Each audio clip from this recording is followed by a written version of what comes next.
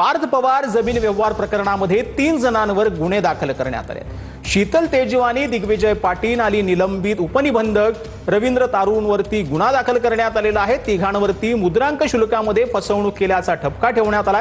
पार्थ पवारांविरोधात मात्र कुठलीही तक्रार जी आहे ती देण्यात आलेली नाही.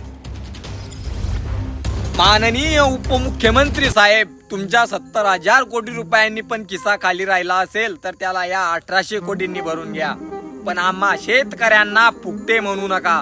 2 प्रकारची भीक या दुनियेत मागली जाते. एक म्हणजे जी आपण सोयीच्छेने देतो आणि एक ती जी आपल्या खिशातून हिसकावून घेतली जाते. असे हे भिकारी आहेत. तुम्हाला काय वाटत आहे हे पैसे तुमच्या खिशातून नाही गेले?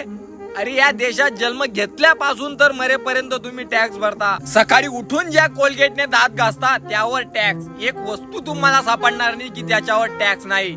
पण लोक एवढे कसे मूर्ख असू शकतात मला समजत नाही. एवढे घोटाळे बाजांना कसे मतदान करू शकतात? यांचा हा एकच घोटाळा असेल का हो? हा समोर आला म्हणून आपल्याला दिसत आहे. असे कित्येक घोटाळे यांचे सापडतील. ज्याने केला तो मोकळा फिरतोय आणि ज्याच्या दबावाने हे सरकारी कर्मचाऱ्यांनी काम केले तेच यांना निलंबित करत आहेत. तुम्ही मतदानाच्या वेळी मतदान कुणाला करत आहात याचे तर भान ठेवा.